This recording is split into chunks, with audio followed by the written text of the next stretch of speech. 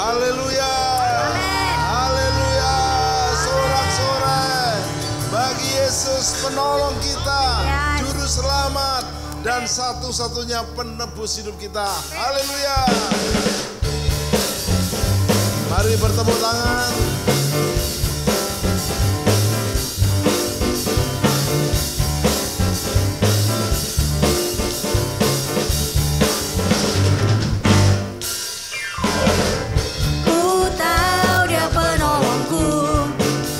Darahnya hapus dosaku, ku yakin, ku yakin. Dia angkat deritaku, sembuhkan sakitku, ku yakin, ku yakin. Ku angkat panji.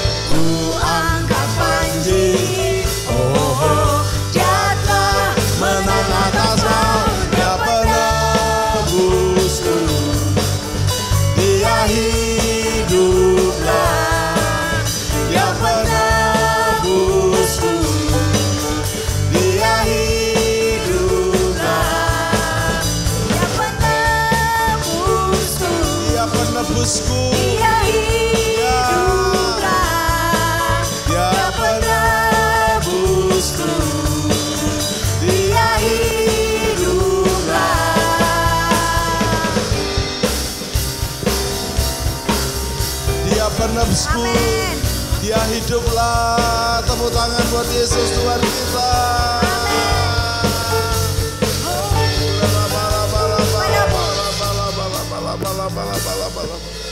Dia penebusku, dia penebusku, dia hiduplah.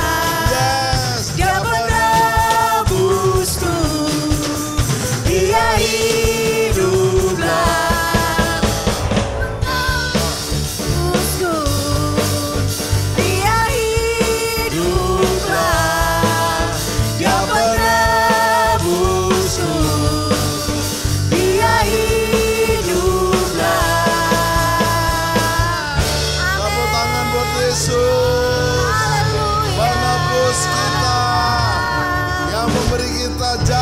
Kebenaran.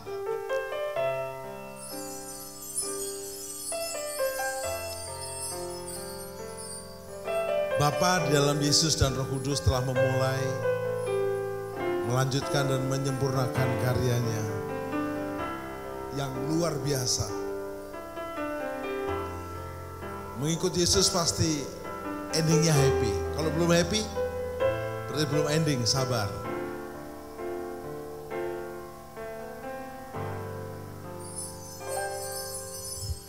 Yesus, Kau telah memulai segala yang baik dalamku. Engkau menjadikanku serupa gambaran-Mu dan berharga di mata-Mu. Yesus, Kau telah memulai karya yang mulia dalam berikan hidupmu sebagai ganti dosaku, karena kasih-Mu padaku.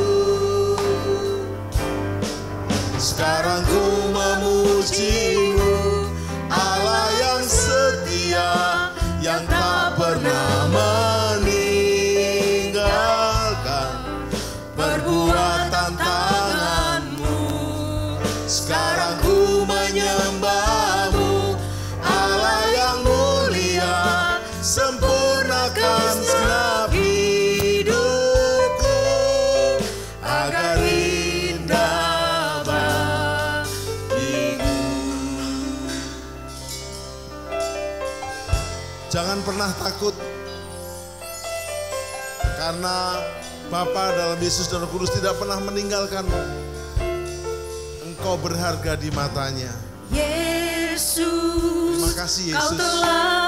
Kau telah memulai segala yang baik dalam hidup kami. Segala yang baik dalamku. Engkau menjadikanku serupa gambaran-Mu. Engkau menjadikanku. Terima kasih Bapa. Serupa gambaran. Dan berharga di mata-Mu. Dan berharga di mata-Mu. Yesus, Kau telah memulai karya yang mulia dalamku. Kau berikan hidupmu sebagai ganti dosaku, karena kasih-Mu padaku. Mari kita angkat tangan kita. Kita memuji, menyembah Allah yang setia dalam Bapa, Yesus dan Roh Kudus. Perbuatan tangan-Mu, sekarang ku menyembah-Mu, Allah yang mulia, sempurnakan segenap hidupku agar indah bagimu. Sekarang ku memuji-Mu, Allah yang setia, yang tak pernah meninggalkan perbuatan tangan-Mu. Sekarang ku menyembah-Mu, Allah yang mulia, sempurnakan segenap hidupku agar indah bagimu. Agar indah bagimu. Agar indah bagimu. Mari sembah. Sekarang ku memuji-Mu, sekarang ku menyembah-Mu, mengagungkan-Mu, meninggikan-Mu. Bapa yang baik dalam Yesus, Bapa yang luar biasa. Kiarara Bapa Kasyandu di dalam Yesus Kristus. Kiarara Masandora Patasande. Kiarara Masandaramu. Haleluya, haleluya, haleluya, haleluya. Allah itu roh, sembah Dia dalam roh. Mari bermazmur, panggil nama Yesus. Sebab seorang pun tidak bisa memanggil Yesus tanpa Roh Kudus. Sembah, sembah, sembah, sembah, sembah, sembah.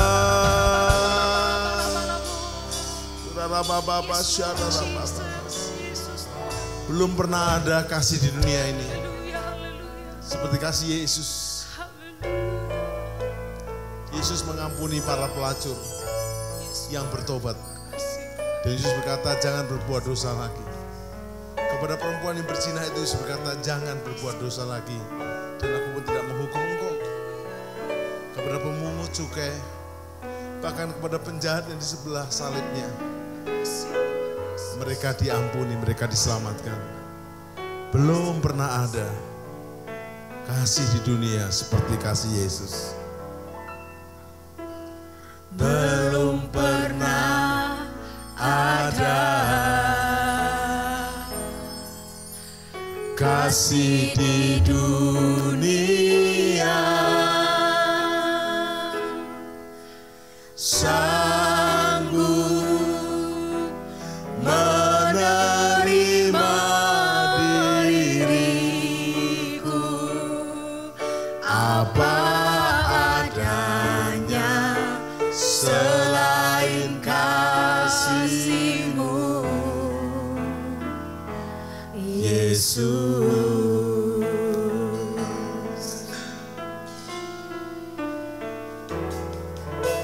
Sungguh tiada lagi kasih seperti ini, sanggup mengubahkan diriku menjadi baru selain kasih-Mu, Yesus. Angkat tangan kita, kau kukagumi. Ku kagumi dalam hati, kasih-Mu tiada duanya. Sampai kini ku akui kasih-Mu tiada duanya. Ku kagumi dalam hati, kasih-Mu tiada duanya. Sampai kini ku akui kasih-Mu tiada duanya.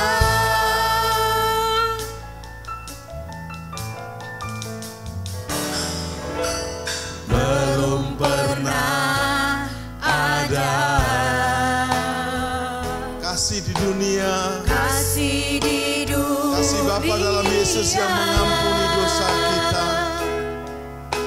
Jika kita mengaku dosa kita, maka Dia setia dan adil. Dia akan mengampuni dosa kita dan menyucikan segala kehidupan kita. Karena itu bertobatlah, jadikan Yesus juru selamat Tuhan. Yes Lord, yes, yes. Yesus, Bersama-sama sungguh tiada lagi Tuhan.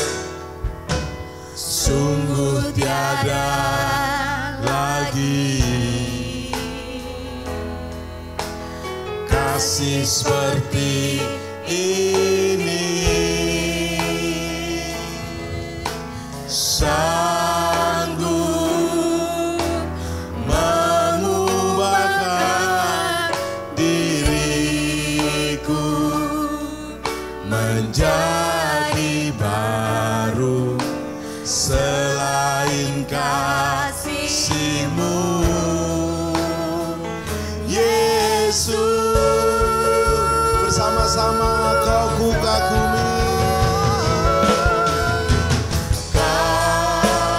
Ku kagumi dalam hati, kasih-Mu tiada duanya.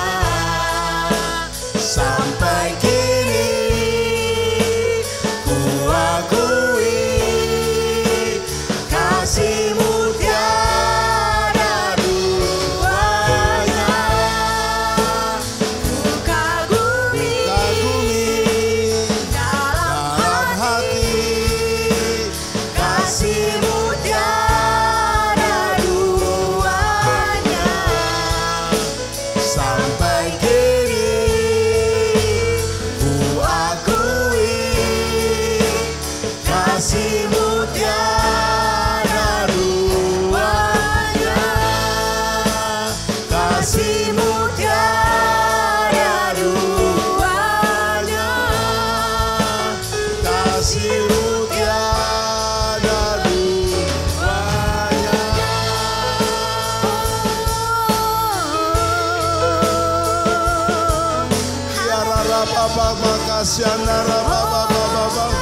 Mari sembah.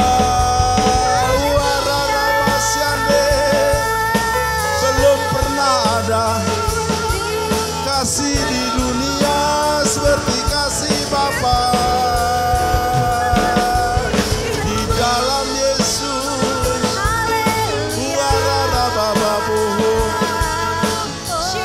sekalipun dosamu merah seperti kerusi, disucikan seperti disucikan.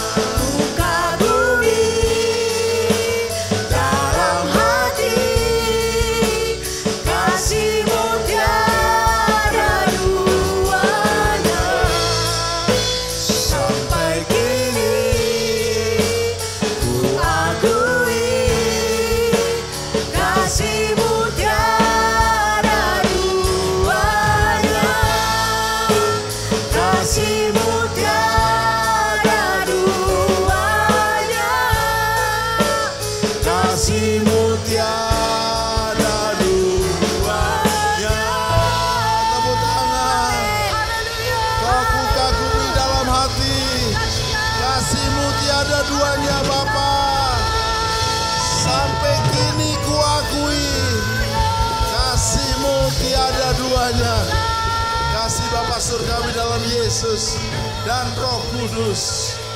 Yesus adalah jalan, kebenaran, dan kehidupan. Terima kasih Bapa. Yohanes 14:6 digenapi atas kami dan keluarga kami. Amin.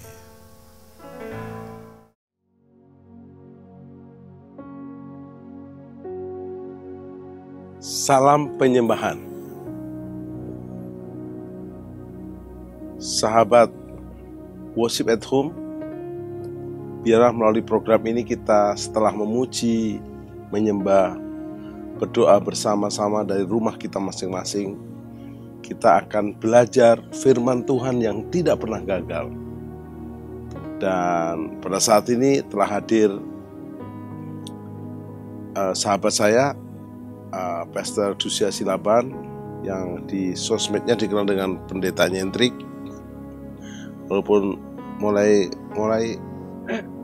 kurang nyentrik nih, harus pasti rambut yang berdiri kayaknya.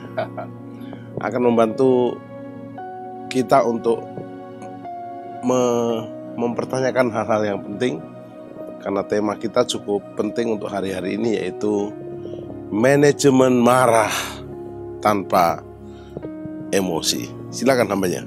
Wow, terima kasih Pak Tim. Pemirsa Worship at Home, kita bertemu lagi dalam program yang sangat luar biasa ini. Wow. Ya, tema kita hari ini adalah manajemen marah tanpa emosi. Yes. Amarah. Ini apakah normal atau tidak, Pak? Bagaimana pendapat Alkitab tentang marah? Apakah kita boleh marah-marah, Pak Tim? Ya. Ada 2 definisi marah, tapi saya senang 3 aja. Wow. Pertama, marah ilahi, marah yang untuk kekekalan. Misalnya waktu Yesus marah kepada imam-imam agama yang membuat jual beli di depan bait Allah. Harusnya di depan bait Allah itu kan kudus, holy, tapi dipakai jual beli binatang korban, tukar uang besar ke uang kecil, lalu mereka dapat komisi. Jadi Yesus marah dengan kemarahan ilahi. Itu sangat boleh. Atau sebaliknya, jikalau ada seorang orang pelayan Tuhan, hamba Tuhan, pemimpin umat gitu, melihat umatnya mulai terpengaruh ajaran setan, maka dia akan marah untuk mengingatkan jangan tersesat. Itu marah ilahi. Marah yang kedua adalah marah keluarga. Ayah dengan anak, suami istri, tujuannya untuk mendidik anak. Maka kemarahan dalam keluarga itu bisa terjadi. Anak main-main dengan pisau, main-main dengan api. Jangan, kan marah. Tapi nggak perlu harus pukul, tinju dan hajar, enggak. Tapi yang ketiga yang parah nih. Ini marah emosi. Pokoknya selalu marah. Biasanya yang marah-marah ini adalah orang yang punya otoritas, pimpinan, pemilik, raja, direktur. Wow. Yang dimarahi pasti orang di bawahnya. Ya. Nggak mungkin lah orang kaya memarahi orang kaya yang lebih kaya, nggak mungkin.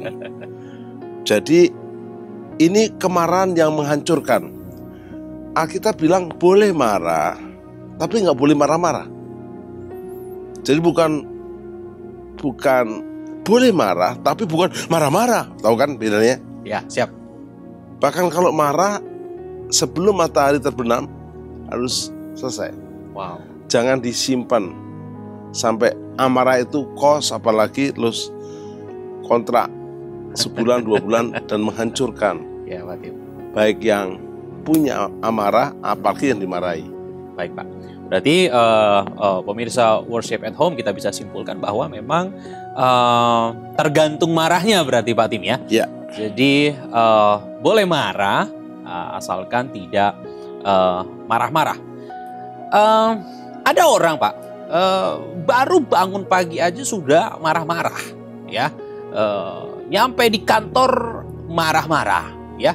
Terus nanti pulang ke rumah lagi, dia lihat suasana rumah mungkin berantakan, tidak sesuai dengan harapan, marah Pak Tim. Nah ini gimana? Jadi dari pagi sampai malam itu selalu marah, marah, dan marah. Nah kalau gini boleh Pak Tim? Baik. Amarah itu normal. Kalau ada orang yang tidak punya amarah, justru aneh. Seperti nafsu lapar, nafsu haus, bahkan maaf, nafsu seks itu normal.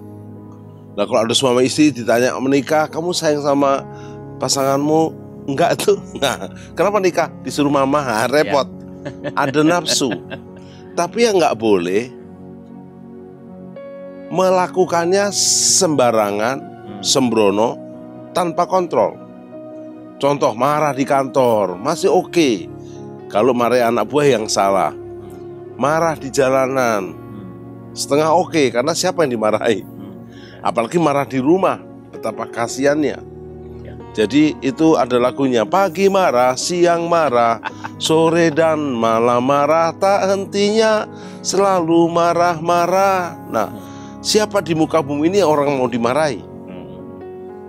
Jadi boleh marah, tapi ada remnya sebatas apa. Baik Pak Tim. Nah, bagaimana cara kita mengontrol marah tersebut Pak Tim? Karena bagi sebagian orang susah untuk mengontrol, susah untuk menguasai. Bahkan mereka berkata ini sudah bawaan, dari kecil memang udah begini. Ya namanya emosi ya udah meledak-ledak begini memang gitu. Baik. Jadi Nabi Elia pernah marah kepada umatnya, umat Israel yang meninggalkan Allah yang benar, terus menyembah patung berhala, yaitu berupa Baal, dewa-dewi hujan. Sehingga dengan marah itu bahkan surga ikut setuju dengan marahnya Elia, karena sejatinya Allah lah yang marah, sehingga mereka tidak menerima hujan 3,5 tahun. Itu kalau kemarahannya yang maha kuasa seperti itu. Tetapi itu mendidik mereka untuk kembali kepada Allah yang benar. Di kitab suci, di kitab Efesus pasal yang keempat, apabila kamu menjadi marah, loh boleh kan? Boleh marah. Janganlah kamu berbuat dosa. Jadi marah nggak dosa. Marah yang kudus, marah yang kekeluargaan. Suami mau marah, telepon istri. Istri, saya sebentar ke rumah mau marah, buatin teh, kopi. Marahnya apa suamiku? Saya marah karena kamu kenapa tidak merawat anak-anak, mendidik dengan benar. Apa nggak sebaiknya begini? Kan enak. Ya. Isinya ganti, ya minta waktu Pak, tapi juga saya usul, apa bisa bantu nggak didik anak-anak? Jadi enak dikatakan di sini. Di kitab suci Efesus pasal 4, 26 dan 27, janganlah apabila kamu menjadi marah, janganlah kamu berbuat dosa, janganlah matahari terbenam sebelum padam amarahmu, dan janganlah beri kesempatan kepada iblis. Jadi kalau marah-marah, terus marah, sembarang marah, amarah tanpa kendali, kenapa kamu pukul kakakmu? Kenapa kamu pukul adikmu? Kenapa kamu celakai mertuamu, menantumu? Ya saya marah, marah sekali. Loh nggak bisa. Marahlah yang terkontrol. Seperti seorang mengendarai mobil, mengendarai motor, ada gas marah, tapi ada rem. Jangan sembarang gas, bisa masuk jurang. You understand? Understand Pak Tim? Ya. Tapi nggak bisa Pak Tim, Ya. nggak bisa. Dia udah terlalu menginjak harga diri saya. Ini nggak boleh didiamkan, harus dibinasakan ini orang. Itu sebabnya banyak kasus di luar sana, akhirnya kemarahan berujung dengan maut. Karena memang tidak terima, ini harus orang tersebut harus dikasih pelajaran. Ini bagian dari apa ya namanya ya, didikan katanya seperti itu Pak. Ini bagaimana Pak Tim? Jadi saya waktu sekolah Alkitab di Surabaya, saya itu sebelum diundang khotbah kemana-mana, saya khotbahnya di penjara. Wah, khotbah di penjara tuh enak, khotbah apapun diterima. Kita belum datang dia nunggu, kita pulang dia masih nunggu. Nah saya sering ketemu orang yang baik-baik di penjara, ramah, sopan. Saya tanya dong, Pak kok bisa masuk sini? Ya saya hilap Pak. Loh maksudnya apa? Saya bunuh orang. Saya langsung mundur. Maksudnya, iya waktu itu istri saya diganggu tetangga. Lalu udah saya peringatkan tidak berubah. Dan saya kilap, ada lihat parang di meja. Bukan saya rencanakan Pak. Langsung aja Pak, saya selesaikan. Dan saya menyesal Pak. Tapi kan nyawa udah melayang. Jadi kalau Dusia dan seluruh pemirsa program Worship at Home belajar tentang manajemen marah, dikatakan begini. Anger management atau manajemen marah atau pengendalian amarah merupakan adalah cara efektif untuk mengendalikan ledakan emosi yang kerap kali terjadi. Jadi mengendalikan. Kalau orang naik mobil tidak terkendalikan bahaya. Kenapa ada sekolah pilot? Tidak sembarang orang naik pesawat. Nah kalau dia naik setir pesawat tanpa terkendali, sebenarnya yang membuat pesawat terbang itu bukan hanya pilot, tapi ada menara jaga. Ya berangkat, ketinggian sekian, turun sekian. Itu menara jaga yang berangkat dan yang datang memberi komando. Waktu pilot gak nurut sama menara jaga, dia di grounded. Jadi bukan lalu sebebas-bebasnya dia, bisa tabrakan ribuan pesawat mengudara. Nah, manajemen marah adalah mengendalikan amarah. Jangan sampai emosinya kesana kemari tak terkontrol. Hal ini karena ketidakmampuan seseorang untuk mengendalikan amarah, sehingga membuat masalah bukan semakin ada solusi, tapi semakin rumit, berbelit-belit, dan akhirnya mohon maaf, menghancurkan semuanya. Ingat, amarah atau rasa marah itu normal dan wajar. dirasakan oleh semua orang, tetapi tidak mengontrol amarah. Misalnya, suami istri, Iya, Pak.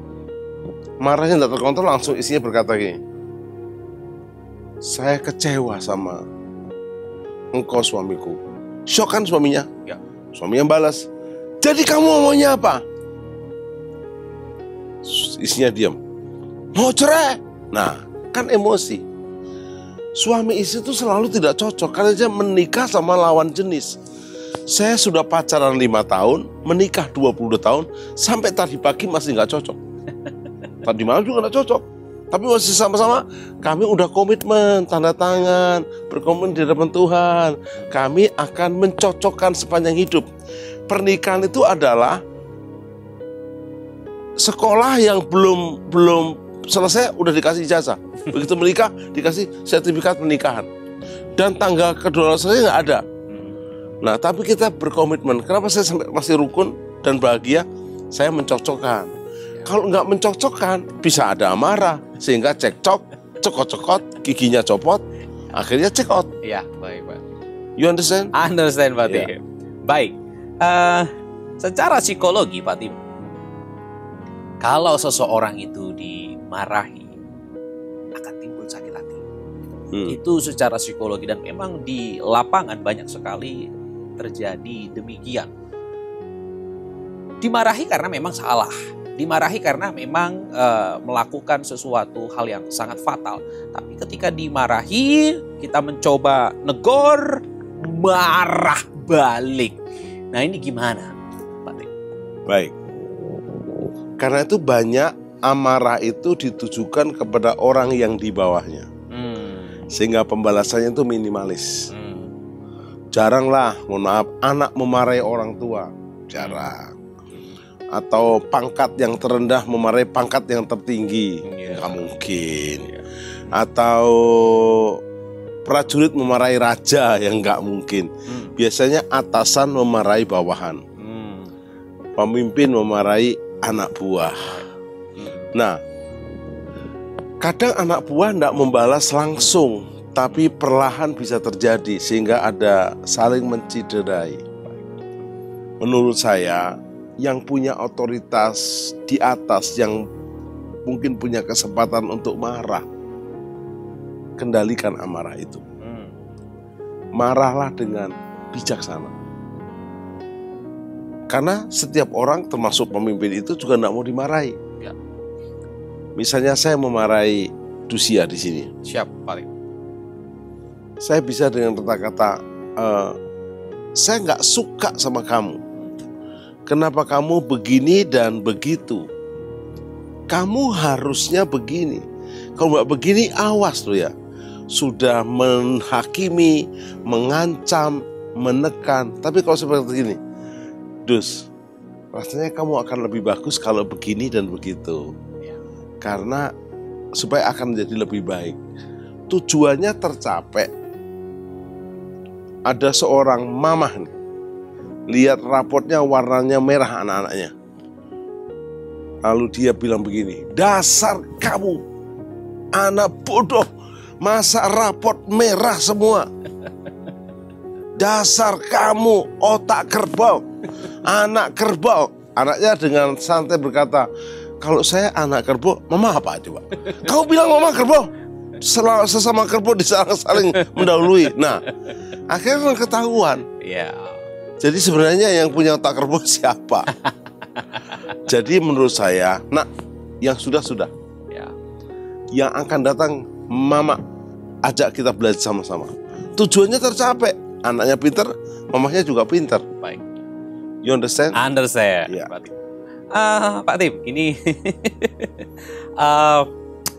ketika suami istri berantem dan mungkin saling memarahi, ini baik nggak sih untuk anak gitu, apalagi anak sampai melihat misalnya papa marahin mamanya atau sebaliknya gitu, Pak Tim? Jadi menurut ilmu manajemen marah, kalau suami istri lagi marah, tidak boleh di depan anak-anak. Bahkan saya pernah belajar parenting, kalau saya marahi kakaknya, adiknya nggak boleh tahu. Saya tarik kakaknya ke kamar mandi, Saya bilang begini. Keluar dari kamar mandi seolah nggak ada apa-apa. Sehingga mental kakaknya nggak tertekan. Atau sebaliknya, kalau saya marahi adik yang kebetulan anak saya 2, ya saya marahi di depan di dalam kamar mandi, pang, selesai. Jadi saya punya bapak ibu cukup sering marah. Karena bapak ibu saya anaknya 8, bapak guru, ibu guru. Yang lebih galak bapak sih. Anak 8, kalau bapak saya menghajar anak, itu bukan menghajar biasa. Anak adik saya Mas Sigit diikat di pohon, disabeti, bang, sambil ngomong gini, anak 8, hilang 1, sisa 7 itu. Saya termasuk tidak pernah dimarahi seperti itu. Saya agak baik-baik. Tapi tujuannya sebenarnya kasih. Tapi karena dahulu diperlakukan oleh opanya seperti itu, hanya dia melanjutkan saja. Nah, saya sampai hari ini anak saya sudah kuliah lulus, udah mau wisuda, dan juga yang kedua semester 3, saya belum pernah marah-marah. Saya baru ngomong agak keras dikit udah tahu anak saya. Dan saya tidak pernah pukul. Waktu kecil saya pernah beli rotan kecil, namanya rotan kasih, digantung di ruang tamu rumah. Sekolah mengajarkan kalau anak-anak tidak nurut akan dipukul dengan rotan itu. Tidak boleh mukul pakai tangan kita, sehingga anak-anak bisa kepahitan dengan tangan ini. Dan rotan itu selalu saya tunjukkan, nggak nurut, pukul rotan. Jadi anak-anak kepahitannya sama rotan. Dan saya juga belum pernah pakai, baru nggak nurut, sudah tahu. Oke. Dan setelah agak gede rotannya hilang. Baik, aduh, Pak Tim, apakah berpengaruh kepada kesehatan kalau kita sering marah-marah atau jadi pemarah gitu loh? Karena ada sebagian orang berkata, lu marah-marah cepet tua lu. Bukan cepet tua, cepet mati. Oh, cepet mati, Pak. Serius? Oh, cepet mati. Saya bacakan. Siapa? Meski marah merupakan hal yang wajar, normal, manusiawi, tetapi amarah yang tidak terkendali, marah-marah, terus marah, pagi siang sore malam marah, di mana-mana marah, ketemu siapapun marah, tak terkendali, bisa berdampak buruk kepada kesehatan, mental, pekerjaan, hubungan keluarga, terlebih kepada kehancuran masa depan diri itu sendiri. Jadi bahkan banyak beberapa orang sakit yang nggak jelas karena hanya marah-marah.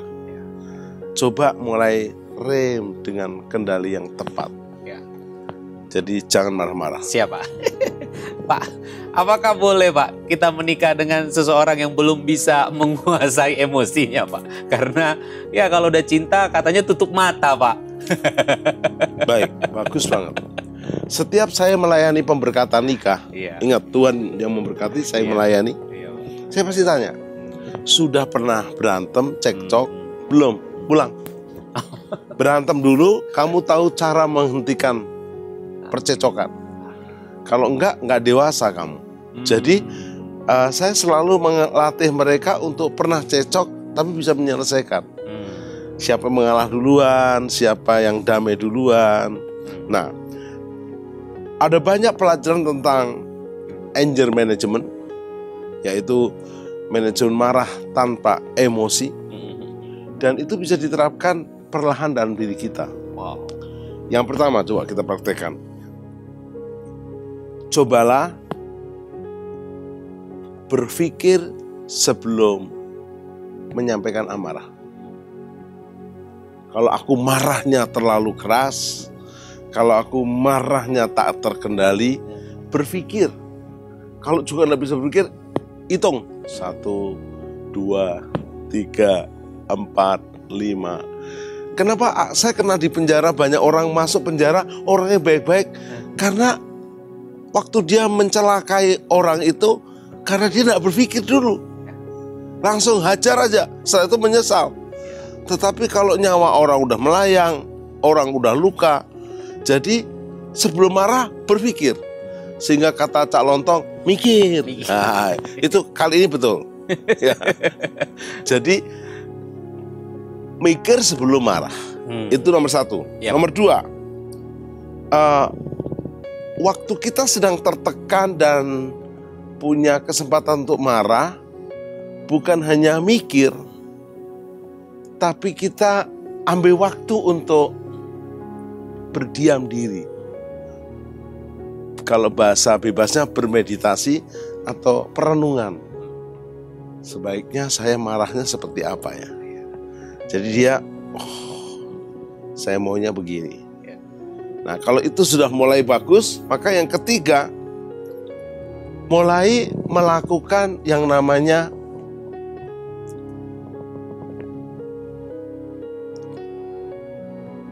hidup dalam keseimbangan. Merelaksasi diri. Merelaksasi diri itu begini.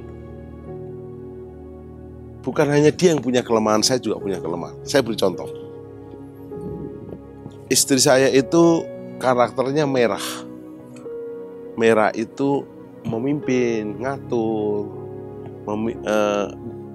dominan, dan suka evaluasi, suka kerja. Saya itu kuning. Kuning itu saya itu nggak suka rapat, nggak suka laporan, nggak suka target-target. Saya pokoknya happy gitu ya. Kalau istri saya kuliah itu dapat nilai yang bagus, kalau saya dapat teman yang bagus gitu. Jadi setelah saya lulus kuliah S3 saya, dosen pembimbing saya sekarang jadi wakil gembala saya gitu. Jadi beberapa teman dosen, teman mahasiswa bahkan ikut pelayanan sama saya. Pokoknya banyak orang jadi teman saya. Tapi kok saya, siapa dia? Jangan dulu, hitung dulu. Nah, di ulang tahun pernikahan yang ke-10, saya kaget. Sudah ada di hotel, kita dinner, makan malam. Saya pikir ada puisi atau kata-kata romantis. Saya mau gini, mari Kak Tim kita evaluasi pernikahan kita. Waduh, evaluasi pernikahan. Wah, ada satu inspirasi. Ting, ini saya akan tekan dia. Kenapa jadi istri yang tidak hormat sama suami? Kenapa jadi istri suka ngatur-ngatur? Kenapa jadi istri yang kurang maksimal mendukung? Tapi lalu saya dengar juga suara, ting. Kalau kamu nuntut, kamu dituntut, kamu lebih habis kamu. Jadi relaksasi diri, mengeseimbangkan diri. Yang keluar dari mulut saya, evaluasi pernikahan kita nggak banyak sayang. Saya sudah bersyukur mendapatkan kamu istri yang terbaik. Sudah melahirkan 2 anak saya, sudah mendukung saya, menopang saya. Kamu luar biasa, bukan hanya cantik, manis, tapi kamu juga mendukung sepenuhnya suami. Saya yang mau jujur, saya penuh kelemahan jadi suami. Air mata dia menetes. Haru biru. Selesai, silahkan. Langsung dia berkata, saya juga belum istri yang baik. Kamu suami yang luar biasa. Makan malamnya mantap. You understand? Understand, Pak. Relaksasi diri. Relaksasi diri. Yang keempat, setelah berpikir sebelum marah, merenung sebelum marah, relaksasi diri untuk menseimbangkan diri, maka yang keempat itu cari penyebab. Penyebab amarahnya itu apa dan solusinya apa. Jangan pagi marah, siang marah, sore dan malam marah, tak hentinya selalu marah-marah. Kenapa nilaimu merah? Kasih solusi. Oh, dikasih guru les. Saya kalau ngajari anak saya kimia ya saya mabuk. Jujur waktu saya belajar kimia itu, aduh, ini kayak nggak cocok dengan hubungan jadi pendeta nanti. Saya udah tahu jadi pendeta masalahnya. Dan anak saya juga berkata gini, papi, kan dulu papi juga mau jadi pendeta, nggak suka ini kan. Saya diam aja, saya nggak berani bilang. Saya bilang, iya saya juga tidak suka, saya diam aja. Tapi saya kasih guru les, saya bayari guru les, kasih solusi. Bukan hanya emosi tanpa solusi. Terakhir, keren. Ekspresikan marah dengan cara yang terkendali. Yesus pernah marah. Yesus berkata begini sama Petrus, kalian murid-murid, waktu aku gurumu akan ditangkap dan akan dianiaya, disalibkan, mati. Sebelumnya kalian akan ketakutan, lari tunggang-langgang, dan dari antara kamu ada yang menyangkal aku. Sebelum ayam berkokok 2 kali, Petrus, ini Petrus yang murid yang paling semangat, paling vokal. Kamu akan menyangkal aku 3 kali sebelum ayam berkokok 2 kali. Petrus, tidak guru, beta akan setia. Ini Petrus jadi Ambon. Kalau bahasa Jawanya kulo, kalau bahasa Batak ucok ya. Ucok tidak akan menyangkal, bahkan masuk penjara mati pun. Beta ucok kulo akan semangat. Tidak Petrus, kamu akan menyangkal aku 3 kali sebelum ayam berkokok 2 kali. Dan terjadilah. Petrus menyangkal, dan setelah dia menyangkal 3 kali, dia noleh kepada Yesus. Yesus melihat, udah hancur mukanya Petrus, kehilangan muka. Singkat cerita, singkat episode, Yesus akhirnya mati, dikubur, hari ketiga bangkit. Ada pujian berkata, haleluya, dia bangkit, haleluya, dia hidup, haleluya, dia naik, Roh Kudus turun. Setelah Yesus bangkit, Yesus mengajak murid-muridnya ke Galilea, tempat Petrus sedang mencari ikan. Di Yohanes 21 mencatat, ingat loh, Yesus pasti marah, disangkal 3 kali. Di pinggir pantai itu, Petrus kembali mengajak teman-teman yang lainnya, 7 murid utama. Guru kita sudah mati. Kita dulu penjala ikan menjadi penjala manusia. Mari kita kembali menjadi penjala ikan lagi. Toh guru kita udah mati. Padahal Yesus mengatakan, gurumu akan mati tapi hari ketiga akan bangkit. Tapi mereka nggak ngeh, masih tulalit. Dan mereka menjala ikan ke kiri, ke kanan, ke depan, ke belakang. Nggak dapat ikan. Kita itu zero. Kita tuh zero. Allah itu 1. Kalau kita sama Tuhan, kita jadi 10. Oh, saya zero, 100. Dan mereka nggak dapat ikan. Saya pernah pergi ke Danau Galilea. Di pinggir pantai itu, tour guide berkata, di Galilea, kalian harus hati-hati dengan big boss. Atasannya atasan surga. Begitu Petrus dan kawan-kawannya tidak taat, nggak dapat ikan. Mau ke kanan, mau ke kiri, mau ke depan, mau ke belakang, nggak dapat ikan. Tapi apa yang menarik? Yesus di pinggir pantai berkata, anak-anak, apakah ada lauk pauk? Yesus tidak marah dengan berkata, hei pengecut, hei pemberontak, hei pecundang, hei anak-anak yang kurang ajar. Bukan, hei anak-anak. Yesus membuat hubungan anak bapak itu masih ada. Lalu mereka mendengar, adakah engkau punya lauk pauk? Maka mereka berkata, nggak ada. Agak kecut gitu. Lalu Yesus berkata, tapi mereka belum tahu tuh Yesus. Tebarkan jalamu di sebelah kanan. Mereka karena sudah putus asa, ya sudahlah didengarkan. Ditebarkan kanan, zat. Jalannya nggak bisa ditarik. Ada 153 ekor.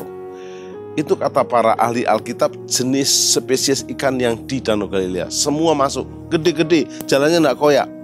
Kalau nggak percaya, kesana hitung sendiri. Begitu naik ke atas, Rasul Yohanes yang dekat dengan Yesus berkata, itu guru. Petrus pakai baju, tinggalkan ikan, menuju Yesus. Dia kehilangan muka. Di pinggir pantai, Yesus sedang bakar ikan. Keren enggak? Sedang bakar ikan, nggak marah. Ada lagunya. Di tepi pantai Danau Galilea, Yesus bertanya pada Simon Petrus. Dia bertanya, kini dia bertanya kepadamu, kepadaku, tentang kasih mula-mula kita. Pertanyaan 3. Apakah kau mengasihiku? 3 kali. Petrus gak dimarahi, Ditanya, apakah engkau mengasihi aku? Sampai 3 kali. Dan Petrus menangis. Dan Petrus berkata, ya Guru, aku mengasihimu. Singkat cerita, Petrus dipakai menjadi pemimpin gereja. Sekali berkhotbah 3.000 orang bertobat. Dia membangkitkan orang mati, dia mengusir setan. Bayangannya Petrus menyembuhkan orang. Akhirnya Petrus mati disalib di Roma dengan kepala di bawah. Yesus marahnya dengan cara yang benar. You understand? Understand Pak Tim. Ya. Nah, udah jelas atau kau masih mau marah? Ini cukup jelas Pak. Cuman ada beberapa orang nggak bisa marah. Ini gimana Pak? Jadi dia mau dibully, mau disakiti, dia orangnya santai, tidak pernah marah. Bahkan ada orang yang bilang, dia bodoh. Nah, ini gimana Pak? Terhadap orang-orang yang memang bukan karakternya marah-marah. Baik. Harus konsultasi kepada psikolog atau kepada rohaniawan. Bisanya tidak marah keluar, dia marah ke dalam, makan dalam. Bisa menjadikan sakit hati, sakit tumor, sakit kanker, mohon maaf. Sehingga dia tertekan. Jadi lebih baik dikeluarkan, tapi dengan cara mungkin menulis, bercerita, sharing, sehingga tidak menekan diri. Yang paling tepat sebenarnya mendoakan orang yang memarahi itu, dan minta kasih Kristus mengalir. Baik. Itu sempurna, perfect. Jadi jangan mengorbankan kesehatan diri, mental diri sendiri, karena akan merugikan kita. Kalau kita marah-marah tak terkendali, mohon maaf, yang rugi bukan kita. Keluarga kita rugi, anak-anak kita rugi, komunitas kita rugi. Apalagi kalau marahnya betul-betul tidak terkontrol sehingga mencelakai, mencederai orang lain. Hanya alasannya apa? Saya marah, saya emosi. Ada banyak cara untuk mengendalikan emosi dengan cara yang tepat. Coba saya beri contoh. Dulu bangsa-bangsa Eropa itu suka berantem. Baca, perang sana, perang sini. Yang namanya Roma menyerang Inggris, Inggris menyerang Eropa, Jerman. Sekarang emosinya dikendalikan ke sepak bola. Liga sepak bola, Liga Champion, ya. Sehingga emosinya di sepak bola atau di Olimpiade, lomba-lomba sekian, kejar-kejaran, ya, senam, atletik. Jadi zaman dulu gladiator, tapi itu kan bahaya. Sekarang ya paling tinju lah yang sopan. Jadi maksud saya dikendalikan. Misalnya saya nggak bisa kalau naik motor nggak ngebut. Boleh ngebut di sirkuit. Kalau kamu jatuh sendiri, celaka sendiri. Ngebut di Capasar, nabrak tukang bakul, kan repot. Jadi ada tempatnya. Saya emosi karena saya maunya saya adalah menyalurkan dengan meninju, ya masuklah kering tinju. Jelas yang ditinju ada hadiahnya lagi. Iya. You understand? I understand Pak Tim. Oke. Sekarang sebelum kita berdoa, saya ingatkan kepada Dusia dan teman-teman semua di sini. Amarah, marah normal. Tetapi firman Tuhan menyatakan dengan jelas, apabila kamu marah, jelas dikatakan di sini, apabila kamu menjadi marah. Efesus 4 ayat 2 dan 7. Janganlah kamu berbuat dosa. Jadi marah tidak dosa. Marah-marah itu dosa. Apalagi marah. Kenapa kamu celakai? Nah, saya marah, saya emosi. Ngomongnya ada emosi. Seharusnya saya lagi marah. Gitu kira-kira ya. Iya, Pak. Janganlah matahari terbenam sebelum padam amarahmu, dan janganlah beri kesempatan kepada iblis. Marah tidak terkendali, iblis numpang. Hajar dia, celakai dia. Terakhir, binasakan dia. Kita tidak punya hak, hanya Allah yang bisa membinasakan. Ya. Dan ada akibatnya kita akan tanggung seumur hidup kita. Karena itu ada kata yang menarik dari surga. Yohanes 3:16, karena begitu besar kasih Allah akan dunia ini. Coba saya ganti. Ya. Karena begitu besar murka amarah Allah kepada dunia, habis manusia. Tapi karena kasih, sehingga Bapa di surga, Allah mengirimkan Yesus sebagai juru selamat. Yesus pun tidak membawa pedang. Yesus tidak mengajari berperang. Yesus berkata, ditempeleng pipi kiri, kasih pipi kanan. Berdoalah buat orang yang menganiaya kamu. Di kayu salib, Yesus berkata bahkan, ampunilah mereka, karena mereka tidak tahu. Kalau pendeta sekarang disalib pendeta yang lain, hajar mereka Tuhan dengan hukum-hukummu. Nggak bisa. Kasih. Jadi manajemen terbesar marah tanpa emosi adalah kasih. Kasih kepada Allah dengan segenap hati, dengan segenap kekuatan, dan kasih kepada sesama seperti mengasihi diri sendiri. Saya tanya terakhir, mau dimarahi nggak? Kalau salah siap dimarahi, Pak. Dimarah-marahi mau nggak terus-menerus? Tergantung, Pak. Kalau saya nggak salah, nggak melakukan sesuatu yang fatal, kenapa harus dimarah-marahi? Nah, jadi seperti kita nggak mau dimarahi, janganlah memarahi. Manajemen marah tanpa emosi adalah kasih yang sejati. Mari kita berdoa. Bapa Surgawi, kami telah belajar tentang manajemen marah tanpa emosi, tak terkendali sehingga mencelakai diri dan keluarga, bahkan komunitas, bahkan sesama manusia. Tapi kami bersyukur karena kami telah diberikan firman Tuhan. Marah itu normal, marah itu wajar, tapi marahlah yang terkendali sebelum matahari terbenam selesai. Marah dengan bijak, marah disertai kasih, disertai solusi, dan juga keseimbangan dan kebersamaan. Kami bersyukur karena Bapa di surga bukan memarahi kami, memurkai kami, tapi mengasihi kami. Ampuni dosa dan pelanggaran kami. Kami menjadikan Yesus juru selamat dan Tuhan kami seluruh kami diselamatkan. Berkat Allah Bapa membuat kami diselamatkan, disembuhkan, dipulihkan, dan diberkati. Berkat Allah Bapa, Yesus Kristus dan Roh Kudus mulai hari ini sampai Maranatha, Yesus datang menjemput kita di awan-awan sampai selamanya. Amin. Maranatha.